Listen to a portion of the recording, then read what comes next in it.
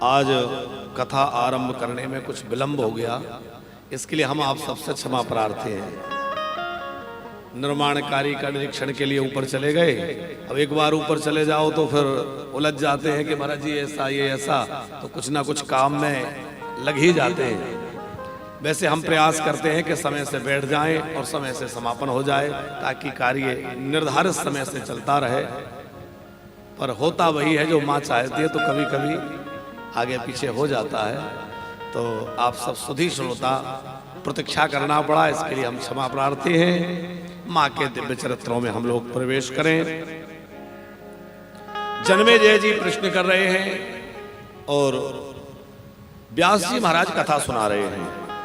माँ के दिव्य चरित्रों के साथ साथ माँ के भक्तों के चरित्र, माँ की माया से प्रेरित होकर होने वाले दिव्य चरित्र, माँ की प्रेरणा से भगवान के विविध अवतार और उन अवतारों के द्वारा भक्तों के दुखों का नाश, ये सब कथा प्रसंग हम लोग क्रमशः सुन रहे हैं। क्योंकि माँ जब अपने बच्चों को दुख में देखती है तो कभी तो स्वयं दौड़कर चली आती है और कभी किसी को भेज करके अपने बालकों के दुख दूर करा देती है।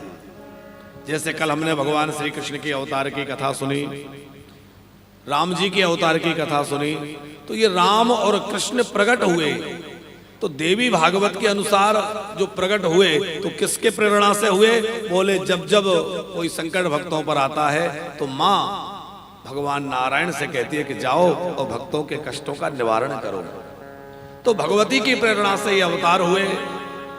और भगवान के जितने भी अवतार हैं वो भक्तों के ऊपर कृपा करुणा करने के लिए हैं। राक्षसों को मारने के लिए तो भगवान कहीं भी बैठ के मार सकते हैं, वो बहुत बड़ा काम नहीं है, भगवान के लिए बिल्कुल कठिन नहीं है। और माँ के लिए तो बहुत सरल काम है, क्योंकि माँ एक बार हृदय में निश्चय कर ले कि संपूर्ण सृष्टि से जितनी आसुरी शक्ति है समाप्त हो जाए तो माँ के संकल्प मात्र से सारी असुर शक्ति समाप्त हो जाएगी।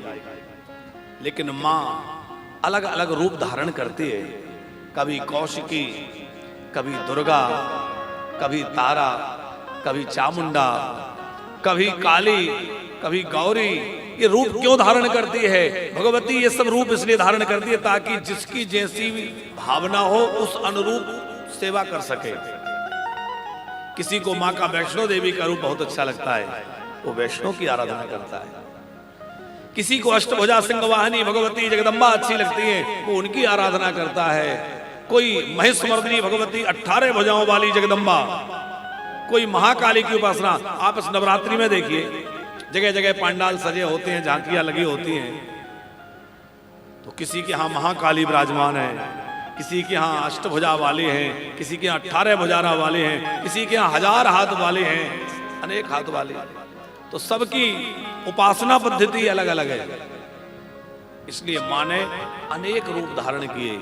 जब जैसी आवश्यकता पड़ी माँ उन रूपों में प्रकट हो गई। माँ तो एक ही स्वरूप है पर विविध रूपों में अपने भक्तों के लिए प्रकट होती है। जन्मेजय जी ने प्रश्न किया कि आप महामाया के अद्भुत चरित्र सुनाइए। व्यास जी बोले, राजन निश्चित ही मैं माँ भगवती के दिव्य चरित्र तुम्हें सुनाता हूं, क्योंकि जो वक्ता श्रद्धालु श्रोताओं को भगवती की कथा नहीं सुनाता वह मंदबुद्धि है। व्यास जी कह रहे हैं, श्लोक लिखा है, शृणुराजन प्रवक्ष्यामि विस्तरेण महामते, श्रद्धानाय शांताय नावृयात् मंदधि। वह मंदबुद्धि है जो देवी के दिव्य चरित्र नहीं सुनाता। व्यास जी कथा सुनाते हुए कह रहे हैं, प्राचीन काल में भूतल पर महिषासुर नाम का एक बड़ा बलवान दैत्य हुआ। सुमेरु पर्वत पर जाकर के उस पर 10,000 वर्षों तक महिषासुर ने तपस्या करी। ब्रह्मा जी को ध्यान करते हुए महिषासुर ने सुमेरु पर्वत की चोटी पर बैठकर 10,000 वर्षों तक तपस्या करी। ब्रह्मा जी विवश होकर उसके सामने प्रकट हो गए, क्योंकि कोई भी तपस्या करे वरदान देना ब्रह्मा जी का काम है। ब्रह्मा जी ने कहा वरदान मांगो।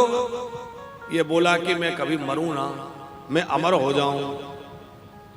राक्षसों का सबसे पसंदीदा वरदान कौन सा है ठाकुर साहब? राक्षस सबसे पहले यही मांगते हैं, हम मर जाएं, हम मरे ना अमर हो जाएं, हम काहू के मरे ही ना मारे। अच्छा, भाव ये है हम काहू के मरे ना मारे, हमें कोई ना मार पाए, माने हम भले ही सबको मारें पर हमको कोई ना मारे। आदमी यही सोचता है हम दूसरों को मारें, हमें कोई ना मारे, पर ऐसा नहीं हो सकता। अरे तुम मारोगे तो किसी दिन तुम्हें भी मरना पड़ेगा भैया। ब्रह्मा जी कह रहे हैं उत्पन्नस्य ध्रुवं मृत्युर ध्रुवं जन्ममृतस्य च सर्वथा मरणोत्पत्ति सर्वेषां प्राणिनां किल। जो उत्पन्न हुआ है वो नष्ट होगा, जिसका जन्म हुआ है उसका मरण होगा। ये जीवन के दो तट हैं, एक जन्म एक मृत्यु। जन्म का तट तो हमें दिख रहा है पर मृत्यु का तट दिख नहीं रहा है, लेकिन ये तट है तो ये सुनिश्चित है कि दूसरा तट भी अवश्य होगा। जन्म हुआ है तो मृत्यु भी निश्चित होगी।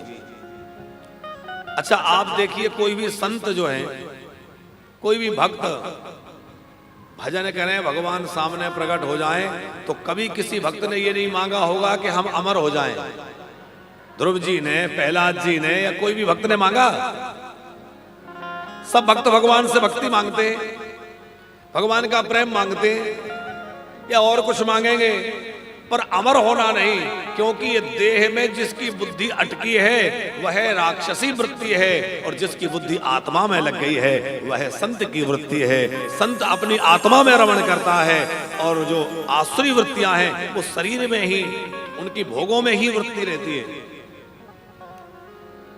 आप देखिएगा संसार में जिसका मन ज्यादा फंसा है वो ज्यादा सजने संवरने पे ध्यान देगा, बहुत ज्यादा अपने आप को टिप टॉप रखने के लिए बहुत अच्छा रहो, अच्छी बात है, पर शरीर की देखभाल में लगे, उसी में क्रीम मालिश करने में लगे।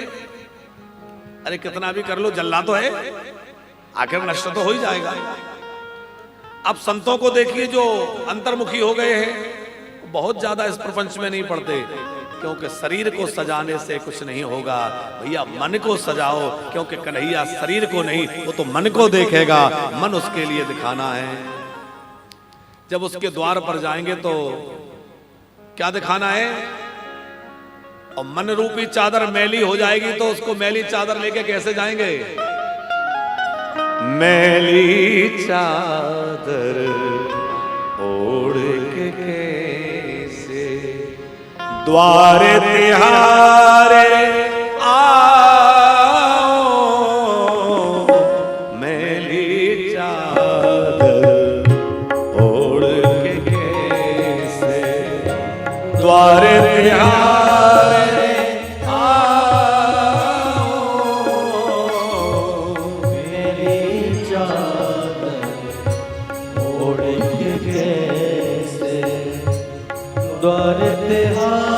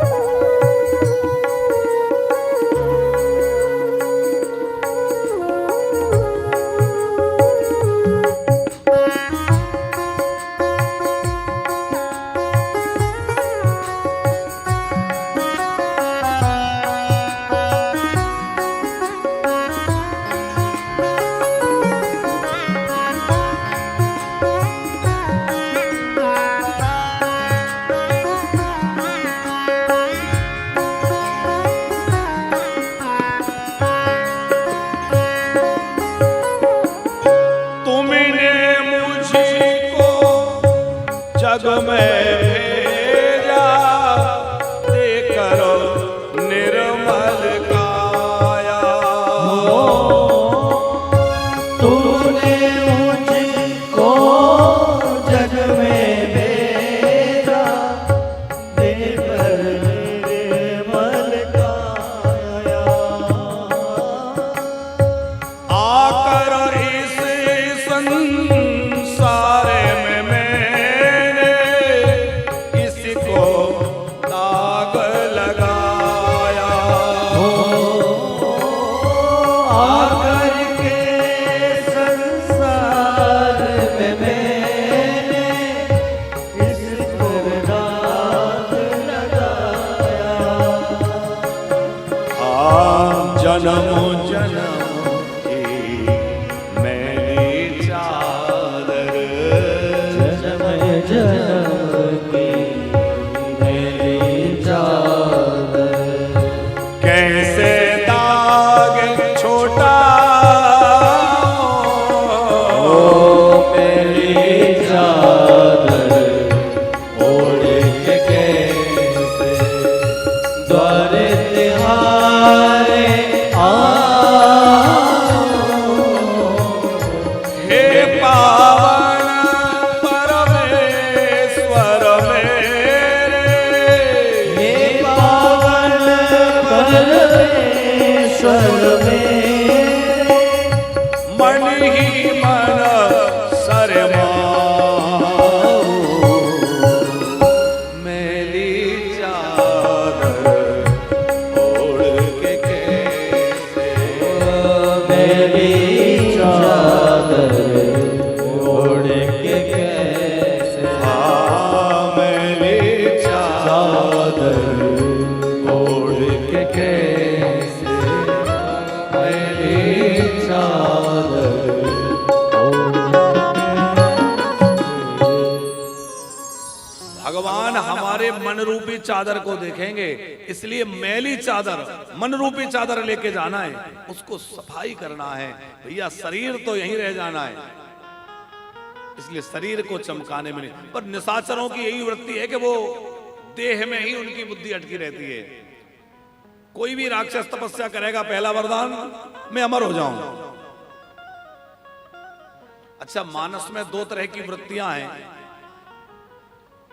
एक है दशानन रावण और एक है महाराज दशरथ।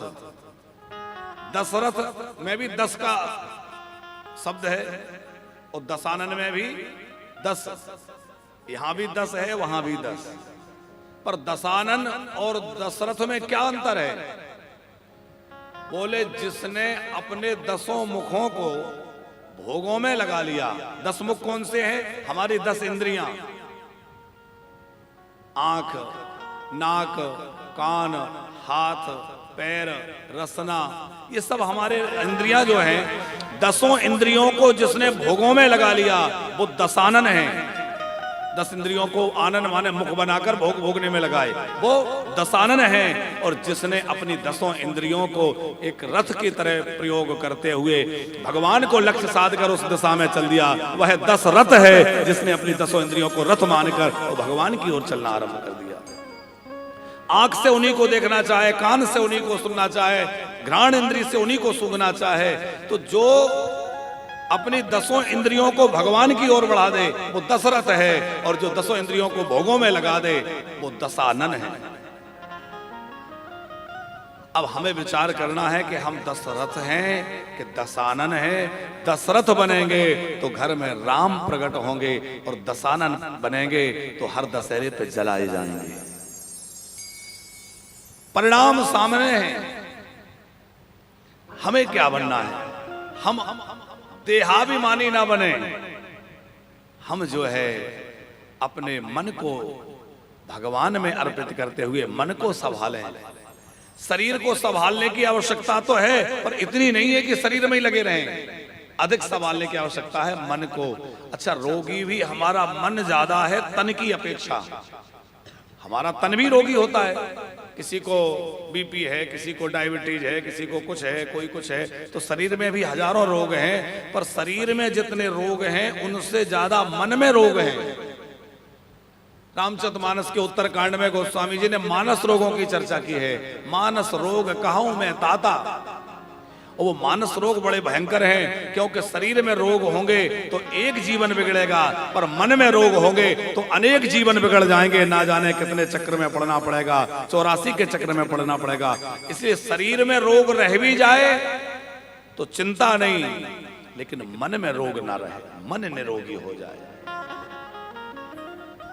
और वो किसी ने बहुत बढ़िया बात कही है कि मन की तरंग मार लो बस हो गया भजन।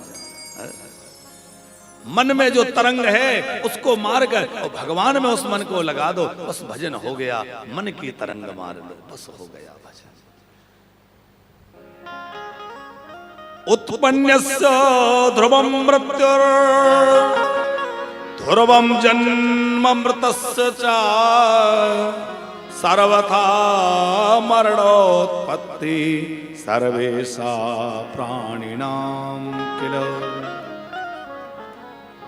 ये श्लोक माता जी श्रीमद् भगवत गीता में, श्रीमद् भागवत में, शिव महापुराण में, देवी भागवत में अनेक बार आया है।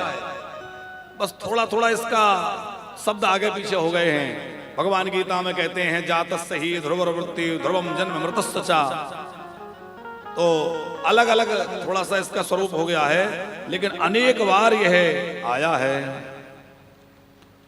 आगे ब्रह्मा जी ने शुंभ निशुंभ से भी तपस्या के समय यही कहा है। देवी भागवत में तो बहुत बार आया है। जातस्य ही ध्रुववृत्तम ध्रुवम जन्म मृतस्य च मर्यादा विहितो लोकम लोके सर्व विश्वकृता किल। ये बार बार आने का मतलब ये है कि यह ध्रुव सत्य है कि मरना है ही भैया, मरने से कोई नहीं बच सकता। फिर बोले मरना तो है, पर ऐसे मरे कि बार बार जन्मने और मरने का चक्र मिट जाए। मरे तो ऐसे मरे कि लोग कहें कि भाई कोई था, जब हम जाएं तो लोग कहें कि हां कोई था। लोग कम से कम याद तो करें। एक बड़ी सुंदर कथा हमने गुरुजी से सुनी थी माता जी, कि एक पिताजी ने अपने पुत्र से पूछा तुम पढ़ाई लिखाई करके आए हो, ये बताओ क्या ये बता सकते हो कि मरने वाला स्वर्ग गया है कि नरक गया है? कैसे बताओगे? बोला ये तो मैंने अभी तक नहीं पढ़ा कि मरने वाला कहाँ जा रहा है इसका पता लग जाए। बोले पता लगा के आओ। अब वो सब जगह घूमा पर कहीं ऐसा कोई ज्ञान नहीं मिला कि कोई बता दे कि मरने वाला स्वर्ग गया कि नरक गया। पर एक जगह उसने एक घटना देखी। कोई व्यक्ति मर गया था, उसकी यात्रा निकल रही थी। एक वैश्या का घर नगर के बाहर कुछ दूरी पर था। उसने आवाज लगाई अपनी बेटी को, छोटी बच्ची घर में थी, बेटी देख कोई चला गया है, उसकी यात्रा निकल रही है। उसने कहा हाँ माँ। बोले जाके देख के अब वो स्वर्ग गया कि नरक गया। और इसके तो कान खड़े हो गए। बोले यही तो मैं ढूंढ रहा था, लगता है यहाँ मिल गए, यहाँ ज्ञान मिल जाएगा। दौड़ के गया, वो बच्ची गई तो थोड़ी देर देख करके आई। बोली माँ वो तो स्वर्ग गया। अच्छा बेटी ठीक है, अच्छा हुआ। अब वो व्यक्ति आश्चर्य में पड़ गया कि लगता है इस देवी को ये ज्ञान है कि स्वर्ग गया कि नरक गया, इसका पता कैसे करते हैं। कुछ देर वहां रुका रहा, फिर कोई यात्रा निकली, फिर उसने कहा जा बेटी देखकर आ स्वर्ग गया कि नरक गया। और वो बेटी आई, बोली माँ ये तो नरक में गया। बोले राम राम राम, चलो ठीक है अब जहां गया गया। जाकर उसने उस वेश्या के पैर पकड़ लिए और पूछा कि देवी आप ये बताओ ये कैसे पता कर लेती हैं? मुझे तो ये ज्ञान कहीं मिला ही नहीं कि मरने वाला स्वर्ग गया कि नरक गया, कैसे पता चल जाता है? ये छोटी सी बच्ची पता कर लेती है। उसने कहा ब्राह्मण देवता ये कोई पढ़े लिखने का ज्ञान नहीं है, बस बात इतनी सी है कि मेरी बेटी जो सब यात्रा लेके जा रहे हैं उनके पीछे पीछे कुछ दूर तक चलती है, उनकी बातें सुनती है, किसी के पीछे बातचीत हो रही होती है। बहुत भला आदमी था, बहुत अच्छा व्यक्ति था, कितना सत्कर्म किया, कितने अच्छे काम जीवन में किए, कितने लोगों की सहायता करी, बेचारा चला गया। इस तरह की पीछे बातें हो रही हैं तो समझ लो स्वर्ग गया है। और पीछे लोग ये बातें कर रहे हैं अरे अब ठीक है चला गया, पर बहुत जीवन में इसने बड़ी गड़बड़ें करी, कितने लोगों को सताया इसने भैया, मरना ही था, काहे के लिए इतना पाप कमाया इसने। अरे जब मरना तो था, देखो आज सब छोड़ के चला गया कि नहीं, कुछ तो ले नहीं गया, पर कितने लोगों को सता के गया है। इस तरह की बातें पीछे हो रही हैं तो नरक गया। तो वो गेस्या ने कहा मेरी बेटी बस इन बातों से अनुमान लगाती है कि स्वर्ग गया कि नरक गया। उसने प्रणाम किया, देवी धन्य हो तुम मेरी गुरु बन गई। मुझे पता चल गया कि कैसे पता चलता है स्वर्ग गया कि नरक गया। अपने पिताजी के पास आ गया वो। तो कहने का भाव यह है कि हमारे जाने के बाद लोग हमारे लिए क्या कहेंगे। हम इस बात की चिंता जीवन भर करते हैं कि लोग हमारे लिए क्या कहेंगे। अरे अभी तो जो कह रहे हैं सो ठीक है, पर ये ध्यान रखो कि मरने के बाद लोग क्या कहेंगे। इसलिए भैया ऐसा कर्तव्य, ऐसा कर्म करो कि मरने के बाद लोग कहें कि कोई था, और याद करके उनकी आंखें भीग जाएं कि भैया कितना काम किया है, बहुत सत्कर्म करने वाला या बहुत भला व्यक्ति था है? और ऐसे भी अपने पीछे रोने वाले मत छोड़ना। एक पति पत्नी में झगड़ा हो गया और पत्नी गुस्से में पति से बोली सुनो बहुत झगड़ा करते हो, मुझसे तो रात दिन लड़ते ही हो, पड़ोसी से, बच्चों से, सबसे तो लड़ते हो, ऑफिस में तुम्हारे लड़ाई होती है, तुम मरोगे तो कोई रोएगा भी नहीं। गुस्से में पत्नी ने बोल दिया, पत्नी तो पत्नी गुस्से में बोल दिया मर जाओगे तो कोई रोएगा भी नहीं, इतना ज्यादा सबसे झगड़ते हो। पति बोला रहने दो तुम मत रोना, मेरे रोने वाले बहुत हैं। उसने कहा कौन है, हमें भी तो पता चले, आपके लिए कौन रोएगा, सबसे तो झगड़ा कर रखा है। वो बोला सुन, सबसे पहले वो किराने वाला रोएगा, 3 महीने का उधार है, दूध वाला रोएगा, अमुक रोएगा। उसने कहा धन्य है ऐसे रोने वाले, मत छोड़ो अपने पीछे। हम आपसे भी कहें कि नहीं, आप कहो महाराज जी कह रहे थे कि ऐसा काम करके जाओ कि लोग याद करके रोएं, तो ऐसे रोने वाले मत छोड़ जाना जो नाम पे रोएं कि भैया वानप्रस्थ के लिए पैसा लिया था, महाराज जी कहाँ गए है। ऐसे नहीं, याद करके रोएं कि भैया महाराज जी आए थे, उन्होंने वो तो चले गए पर इतना बढ़िया आश्रम बना गए, हम लोग वानप्रस्थ में रह के अपना जीवन संवार रहे हैं, चलो आश्रम तो बन गया, इतने लोगों को आश्रय मिल रहा है, तो ये करके ये करके न रोएं कि अरे बताओ महाराज जी ने हमारे बुढ़ापे की पूंजी और जमा करा ली और गए। ऐसे नहीं रोने वाले छोड़ना है। हम तो अपने पे ही कहें, दूसरे की क्यों कहें।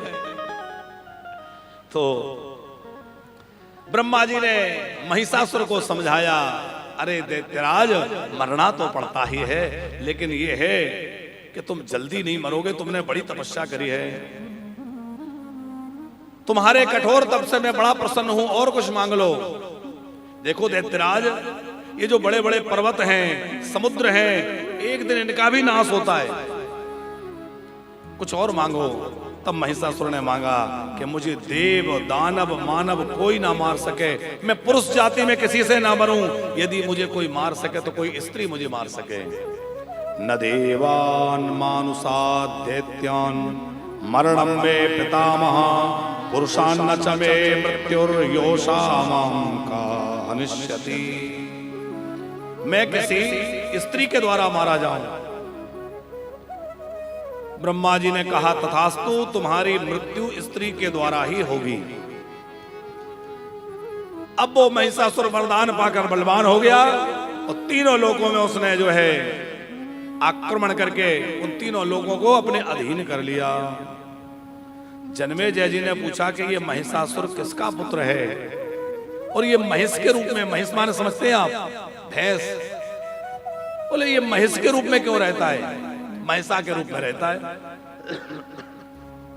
व्यास जी ने सुनाया कि धनु नाम का एक दैत्य था, महिषासुर के जन्म की कथा सुना रहे हैं कि ये किसका पुत्र है और महेश कैसे बन गया।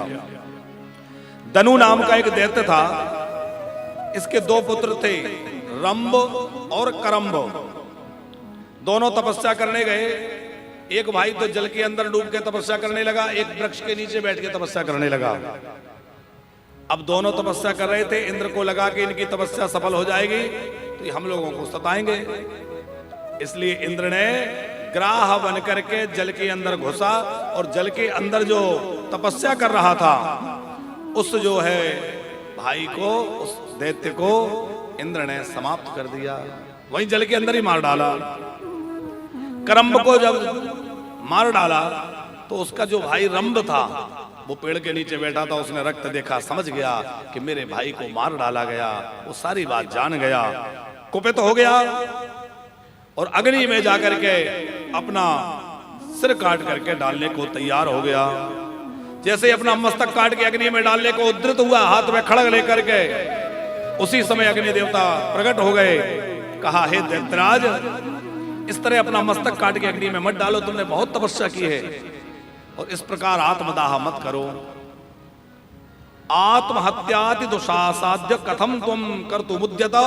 अरे दैत्यराज, ये आत्महत्या बहुत बड़ा अपराध है, नहीं करना चाहिए, क्योंकि अनेक पाप जो कहे गए हैं उन सब में बड़ा भयंकर पाप है आत्महत्या करना।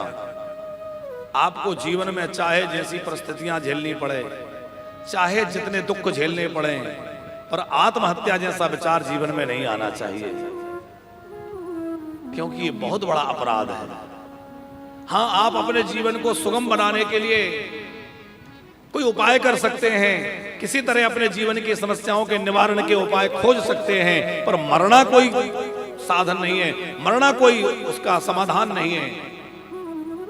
इसलिए कायर लोग मरने का निश्चय करते हैं, जो साहसी लोग हैं वो कभी मरने का निश्चय नहीं करते। मनुष्य देह बड़ी कठिनाई से मिला है और इसको हम यूं ही बर्बाद कर दें, केवल किसी की बातों में आकर, किसी से दुखी होकर। तो अग्नि देवता ने समझाया आत्महत्या पाप है।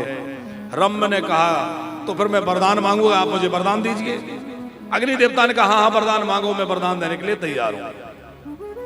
तो रंभ ने वरदान मांगा कि मुझे त्रिलोक विजयी परम पराक्रमी पुत्र उत्पन्न हो, जो देव दानव मानव सबसे अजय हो और किसी भी प्रकार का रूप धारण करने में सक्षम हो, ऐसा बलशाली पुत्र मुझे चाहिए।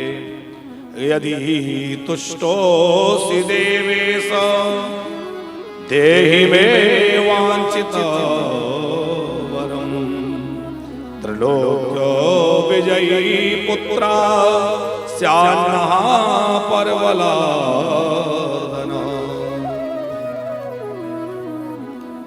अग्नि देवता ने उसको वरदान दिया कि तुम जैसा चाहते हो तुम्हें वैसा ही पुत्र होगा। थोड़ा सा शार्प कर देना इसको। रंभ को एक महिषी के द्वारा एक पुत्र उत्पन्न हुआ और उसको लेकर के अपने पुत्र को और अपनी महिषी को लेकर के वह रंभ नाम का जो दैत्य है वो पाताल लोक में चला गया। पाताल में बहुत समय तक रहा। एक बार एक महिष इससे युद्ध करने लगा। अपनी महिषी को बचाने के लिए इसने महिष से युद्ध किया। महिष माने भैंसा, दोनों भैंसों के रूप में युद्ध हुआ और रंभ जो है उसकी मृत्यु हो गई महिष के द्वारा। अब महिष के द्वारा इसकी जब मृत्यु हो गई तो वो महिषी जो थी वो रंभ के साथ सती हो गई। चिता पर बैठ करके उसके साथ सती हो गई। उसकी जो चिता की धूल थी, चिता की जो भस्म थी, उस चिता भस्म से दो असुर पैदा हुए। एक का नाम हुआ रक्तबीज और दूसरे का नाम हुआ महिषासुर। वो महिषी की चिता से उत्पन्न होने से नाम हुआ महिषासुर और एक का नाम हुआ रक्तबीज। ये दोनों भयंकर पराक्रमी बलवान दोनों दैत्य के एवं सा महिषो जातो रक्तबीजस्य वीर्यवान् अवध्यस्तो सुरैर्दैत्यैर् मानवैश्च नरकोत्तम। महिषासुर सारी पृथ्वी पर राज्य करने लग गया। कुछ राजा तो मारे गए, कुछ ने इसकी दास्ता स्वीकार कर ली और इसने इंद्र के पास दूत भेजा कि या तो इंद्र से कहा कि स्वर्ग खाली करो या युद्ध के लिए तैयार हो जाओ। दूत ने जाकर इंद्र से कहा और इंद्र ने कहा कि हम युद्ध की तैयारी करेंगे। तो इंद्र ने जब युद्ध के लिए कह दिया तो महिषासुर ने पाताल लोक से तमाम राक्षसों की सेना को बुला लिया और स्वर्ग में देवता भी विचार करने लगे कि भाई दैत्य आक्रमण करेंगे, हम लोग क्या करें। शत्रु कदाचित दुर्बल हो तब भी उसकी उपेक्षा नहीं करनी चाहिए, शत्रु कमजोर हो तो भी शत्रु को अनदेखा नहीं करना चाहिए। हमने एक दिन सुनाया था कि अग्नि, सर्प, रोग, शत्रु, ऋण, इनको कभी छोटा नहीं समझना चाहिए। छोटा सा रोग है, ना जाने वो क्या बन जाए, कितना बढ़ जाए, तो रोग की उपेक्षा नहीं करनी चाहिए, अनदेखा नहीं करना चाहिए। अग्नि छोटी सी भी है तो उसको अनदेखा ना करें, कितना बड़ा विकराल रूप धारण कर ले। सर्प छोटा भी है तो उसको अनदेखा ना करें, अवहेलना उसकी नहीं। उसी प्रकार कर्ज थोड़ा सा भी है तो भी उससे मुक्त होने का प्रयास करें, क्योंकि कर्ज जब रहता है तो बढ़ता ही जाता है। तो कई कर्ज लेके मर गए तो अगले जन्म लेना पड़ेगा उसका कर्ज चुकाने के लिए। इसलिए ऋण और शत्रु भले ही कमजोर हो, निर्बल हो, ऐसे शत्रु की भी उपेक्षा नहीं करनी चाहिए, क्योंकि ना जाने वो कब किस रूप में किसके साथ मिलकर के हमारे ऊपर घात कर दे। नया मित्र और पुराना शत्रु, इन दो पर कभी भरोसा ना करे। नया मित्र और पुराना शत्रु कि दुर्बलोपि चोपेक्षा शत्रु बलवता सुरः विशेषेण सदोद्योगी बलवान बलदर्पिता। उसमें भी उद्योगी पराक्रमी शत्रु हो, उससे तो बहुत सावधान रहना चाहिए। तो इंद्र ने गुप्तचर भेजे कि जाकर देखो कि महिषासुर की क्या तैयारी है युद्ध की और क्या कर रहा है। इधर इंद्र ने बृहस्पति जी को समझाया कि देवराज आप धैर्य मत खोइए, कितनी भी कठिन परिस्थिति आ जाए व्यक्ति को अपना धैर्य नहीं छोड़ना चाहिए।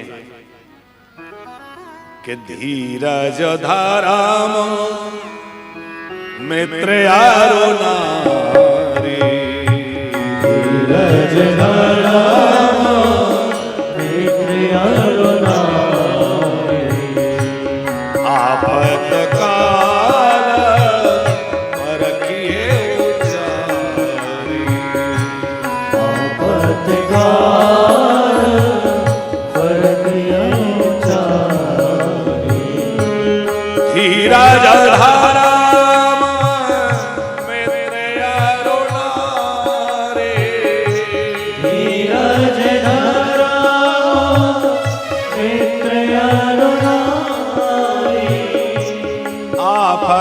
काल परखिए उचारी,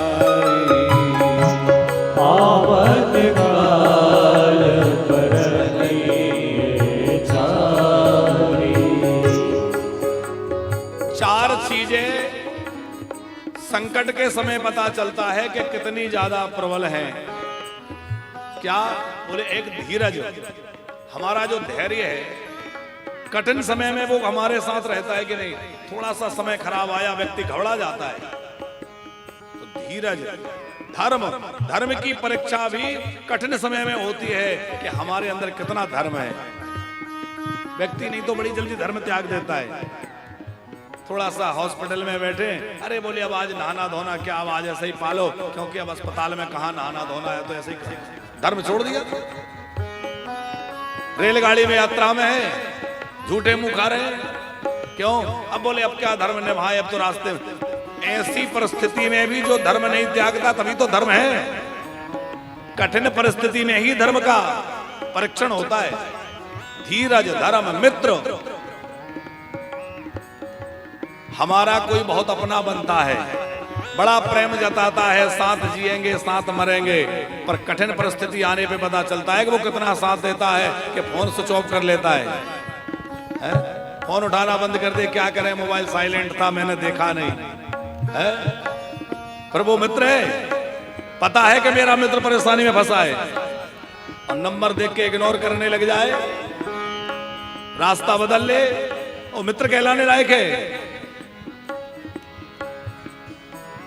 धीरज धराम मित्र अरुणारे, धीरज धरा मित्र अरुणारे, आफत काल परखिए उचारी, आफत काल परखिए उचारी। धीरज धर्म मित्र अरुणारी, नारी माने पत्नी। बढ़िया पेनबो पेमेंट आ रही है, तनख्वाह आ रही है, घर में सुख सुविधा है और पति की सेवा करे वो तो ठीक है, पर पति की नौकरी छूट जाए, कोई कारणवश पति के ऊपर आर्थिक संकट, कोई परिस्थितियां बिगड़ जाएं, ऐसे समय में भी अपने पति की जो सेवा करे और पति का त्याग ना करे, वही तो स्त्री है। छोटी छोटी बातों में झगड़ा करे। अब पति का बिजनेस वैसे ही धीमा चल रहा है, वो आर्थिक तंगी से गुजर रहा है, और उसी समय उसको लाना दे, तुम मुझे ये नहीं दिला सकते, तुम ऐसा नहीं कर सकते, तो फिर कैसे गृहस्थी चलेगी। तो पत्नी की परीक्षा भी विपत्ति के काल में होती है। धीरज धर्म मित्र अरुणारी, आफत काल परखिए उचारी। विपत्ति के काल में, आपत्ति काल में इन चारों की परीक्षा होती है। श्री बृहस्पति जी देवराज इंद्र को कह रहे हैं, व्यसने चा समुत्पन्ने न्यात्याज्यम धर्ममासु वै, जया जयो सुराध्यक्ष देवाधीनो सदैव। अरे हार जीत तो लगी रहती है, ये सब प्रारब्ध के अधीन है। राजन, आप चिंता छोड़ो और कर्तव्य करने के लिए तैयार रहो। आप अपने पुरुषार्थ सामर्थ्य के अनुसार युद्ध करो, परिणाम जो भी हो वो प्रारब्ध पर छोड़ दो, क्योंकि हर्ष और शोक ये शत्रु के समान है। थोड़ा सा अच्छा कुछ समय आ गया, अनुकूल आ गया, हम बड़े फूले फूले घूम रहे हैं, थोड़ा सा समय खराब आ गया, हम मुंह लटकाए घूम रहे हैं, ये नहीं होना चाहिए। संपत्ति मिल जाए, सुविधा मिल जाए, तब भी वैसे ही रहें, और कभी ना मिले, भूखे रहना पड़ जाए, कोई कष्ट में रहना पड़ जाए, तब भी वैसे ही रहे। परिस्थिति चाहे जैसी हो, पर मनः स्थिति हमेशा एक जैसी रहे, तभी व्यक्ति जो है साधु कहाएगा, और तभी व्यक्ति जीवन के पथ पर विजयी हो सकता है। आत्मानं हर्ष शोकाभ्याम शत्रुभ्याम वनार्पयेत्, धैर्यमेवावगन्तव्यं हर्ष शोकाद्भवै बुधै। ये हर्ष और शोक शत्रु के समान हैं, इसलिए हे राजन, हे देवराज, आप इन हर्ष शोक को त्याग करके और अपना कर्म करो। हर्ष शोकोद्भवो यत्र ना भवेद बुद्धि निश्चयात्, किम दुखम कस्य वा दुःखम निर्गुणोऽहं सदा व्ययात्। अरे देवराज, जरा विचार तो करो, क्या दुख है और क्या सुख है। हमने जिसको बुरा मान लिया वो दुख है, हमने जिसको अच्छा मान लिया वो सुख है। लेकिन वस्तुतः न कुछ सुख कुछ है, न दुख कुछ है, ये सब मन की मान्यता है। उद्योग करने के बाद भी यदि सुख दुख प्राप्त हो तो चिंता नहीं करके भगवान की इच्छा मान करके और उसको स्वीकार कर लेना चाहिए। हमने तो खूब मेहनत की पर अपेक्षाकृत लाभ नहीं मिला, कोई बात नहीं, भगवान की इच्छा नहीं होगी। देखो, अपनी जीवन को दो बातों के ऊपर डाल दो, बहुत ध्यान से सुनना। अपने जीवन को दो बातों के बीच में छोड़ दो, एक भगवान की कृपा और एक भगवान की इच्छा।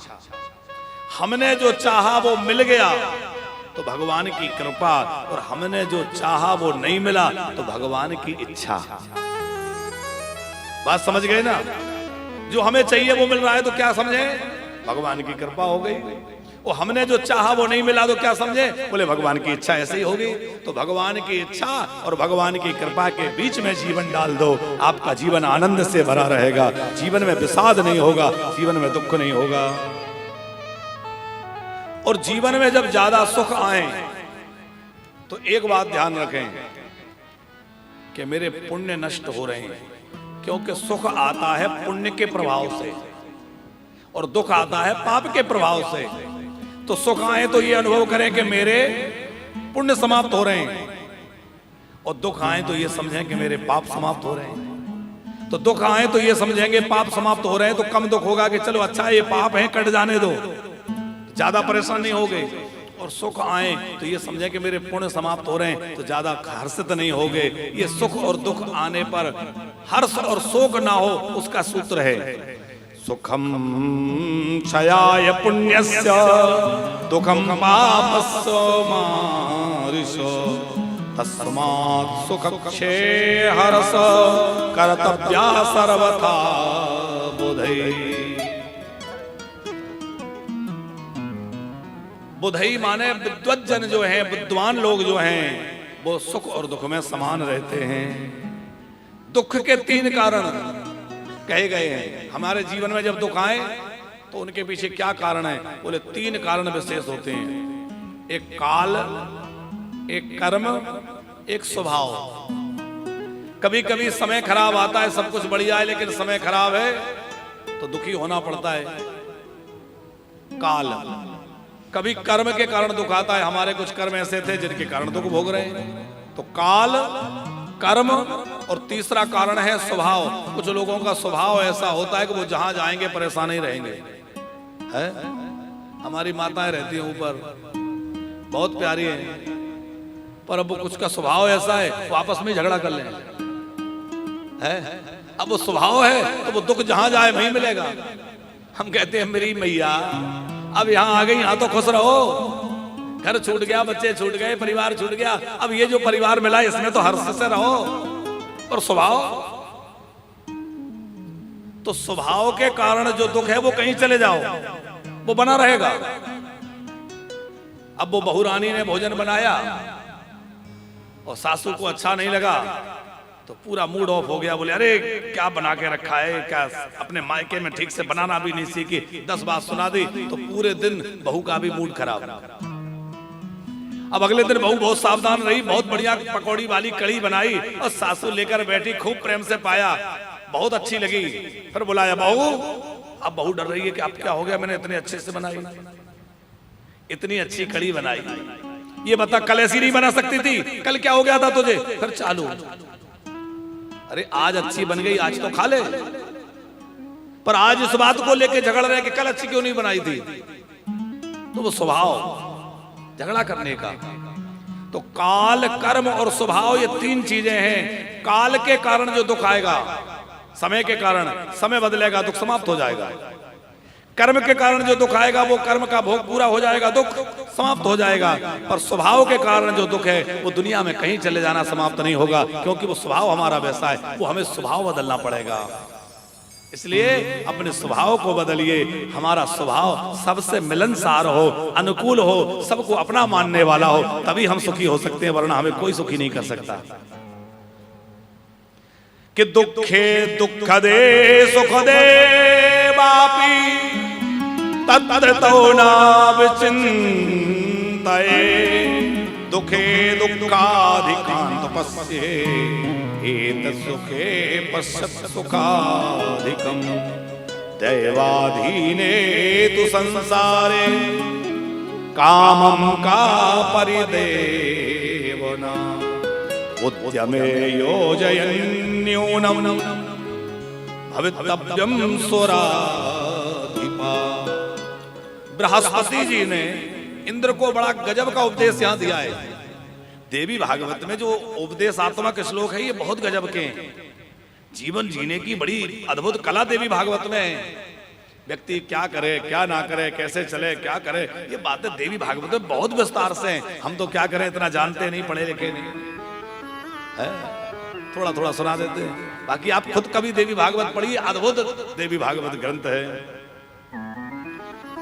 भूख प्यास का संबंध प्राण से है, मोह और शोक का संबंध मन से है, और जन्म और मृत्यु का संबंध, बुढ़ापा और मृत्यु का संबंध शरीर से है। माने जन्म किसका हुआ था? शरीर का। मरेगा शरीर, बूढ़ा होगा शरीर, शोक मोह आदि है जो मन के धर्म है, ये सब मन से होता है। बहुत सुंदर बृहस्पति जी ने उपदेश दिया। तब तक तो महिषासुर की सेना सज धज के तैयार हो गई, युद्ध के लिए आक्रमण महिषासुर ने कर दिया। तो इधर देवताओं के पक्ष में भगवान विष्णु, भगवान शंकर, ब्रह्मा जी सब युद्ध करने के लिए आ गए, अपने अपने अस्त्र शस्त्र लेकर के। और इधर महिषासुर की सेना, इधर देवताओं की सेना, देवराज इंद्र की अगुवाई में बड़ी भारी सेना सज के तैयार हो गई और देव दानव युद्ध प्रारंभ हो गया। भगवान विष्णु, भगवान शंकर महिषासुर से युद्ध के लिए भिड़ गए। महिषासुर ने माया से करोड़ों महिषासुर उत्पन्न कर दिए। कितनों को मारोगे? करोड़ों करोड़, जहां देखो महिषासुर दिखने लग गए। वो तो माया भी था, पर आप बताओ मायापति के सामने माया चलेगी? भगवान तो मायापति है। भगवान ने सुदर्शन चक्र चलाया और भगवान विष्णु ने उसकी सारी माया को समाप्त कर दिया। अंधकासुर युद्ध के लिए आ गया और भगवान विष्णु के साथ 50 दिन तक डटा रहा। अंधकासुर भी बड़ा बलवान था। 50 दिन तक जो है अंधकासुर का युद्ध भगवान विष्णु से होता रहा। बड़ा जबरदस्त युद्ध चलता रहा। इधर देवताओं के नगाड़े बज रहे हैं, उधर दैत्यों के नगाड़े बज रहे हैं। बड़ा भारी युद्ध हो रहा है और अस्त्र शस्त्रों का प्रहार हो रहा है। सुदर्शन के प्रहार से वह अंधकासुर मूर्छित हो गया और फिर उठ करके खड़ा हो गया। देवताओं ने विचार किया कि इस समय हम लोग इन असुरों को पराजित नहीं कर सकते, क्योंकि इनका स्वामी इस समय महिषासुर है और महिषासुर वरदान प्राप्त कर चुका है। इस वरदान प्राप्त किए हुए महिषासुर को हम मारेंगे तो ब्रह्मा जी का वरदान बेकार हो जाएगा। त्रिदेव अपने अपने स्थान को चले गए। युद्ध छोड़ करके देवता अपनी पराजय स्वीकार कर लिए और स्वर्ग पर जो है महिषासुर का अधिकार हो गया। बहुत समय तक स्वर्ग का शासन महिषासुर के पास रहा। कुछ समय बाद देवता फिर भगवान शंकर की शरण में गए। हे महादेव, कृपा करके इस दुष्ट राक्षस से हमारे अधिकार, हमारा स्वर्ग हमें दिलाइए। भगवान शंकर ने कहा चलो भगवान विष्णु के पास। विष्णु भगवान के पास गए। भगवान विष्णु ने कहा कि महिषासुर को वरदान है कि वो किसी स्त्री से ही मरेगा, हम लोग कोई नहीं मार सकते, क्योंकि वरदान उसको ऐसा मिला हुआ है। इसलिए हम सब अपनी अपनी शक्तियों को प्रकट करें। तो सभी देवताओं के अंगों से अद्भुत तेज संपन्न देवी प्रकट हुई। कौन सी देवी प्रकट हुई? 18 भुजाओं वाली, अट्टहास करती हुई मां भगवती पराम्बा प्रकट हो गई। 18 भुजा वाली देवी प्रकट हो गई। बोलो महेश्वरमर्दिनी मैया की। महिषासुर को मारने वाली भगवती जगदम्बा 18 भुजाएं लेकर प्रकट हुई। देवताओं ने अपने अपने अस्त्र शस्त्र दिए। मां जल्दी करो, इस दुष्ट को मारो। और मां की स्तुति करने लगे। नमः शिवाय कल्याण्यै शांति पुष्टै नमो नमः भगवत्यै नमो देव्यै रौद्रायै सततं नमः। हे भगवती, आपकी जय हो, जय हो। आप कल्याणी हैं, आप रौद्री हैं, आप शिवा हैं। हम सबका कल्याण करिए। भगवती जगदम्बा बड़े गंभीर वाणी में बोली, महिषासुर का भय त्याग दो, मैं महिषासुर का अंत कर दूंगी, उसको मार डालूंगी। तुम तो उसको मरा ही समझो, बिल्कुल महिषासुर से भय त्याग दो। कि भयं त्यजन्तु गीरवाणा महिषान् मन्दचेतसा हनस्यामि रणे दैव वरदत्तं विमोहितम्। देवताओं को निर्भय करके और मां भगवती ने बड़ा जोर का अट्टहास किया। इतना जोर से भगवती ने अट्टहास किया कि उनके अट्टहास से पृथ्वी कांप गई।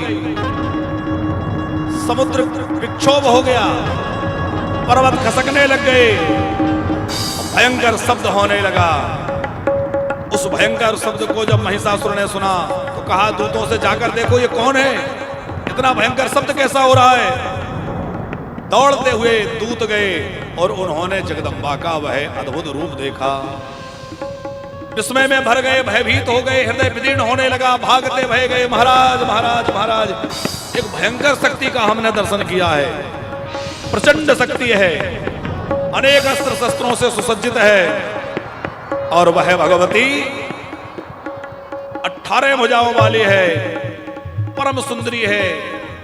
उसके रूप का, उसके सौंदर्य, उसके तेज का क्या कहना। ये दुष्ट महिषासुर उनके सौंदर्य की गाथा सुन करके इसने कहा सुनो सुनो, अब हम युद्ध नहीं करेंगे, अब हम ब्याह करेंगे, हम उस देवी को अपना बनाएंगे। सेना को भेजा कि जाओ और जो भी वो देवी अट्टहास करने वाली सुंदरी है उसको पकड़ कर के लाओ। देवी ने हुंकार भरी, दैत्य जो है, कितने ही दैत्य नष्ट हो गए मां की हुंकार मात्र से। और देवी ने कहा जाओ दैत्यो, जाकर के महिषासुर से कहो कि या तो पाताल चला जाए या मरने के लिए तैयार हो जाए, उसकी मृत्यु अब निकट आ रही है। दूत लौटे, दूतों ने कहा महाराज हमारे अनेक साथी तो मारे गए, अब आपके लिए भी संदेश ये है कि यदि बचना चाहो तो पाताल भाग जाओ। वह देवी परम सुंदरी है, उनके सौंदर्य का वर्णन मां के जब सौंदर्य का वर्णन किया तो महिषासुर कई दूत भेजने लगा। कई दूतों को मां ने लौटाया और दूतों को मारा नहीं, क्योंकि दूत को मारना शास्त्र की आज्ञा नहीं है। तो जैसे हनुमान जी को वो विभीषण जी ने कहा ना, दूत को मारना नहीं चाहिए, नीति कहती है नीति विरोध न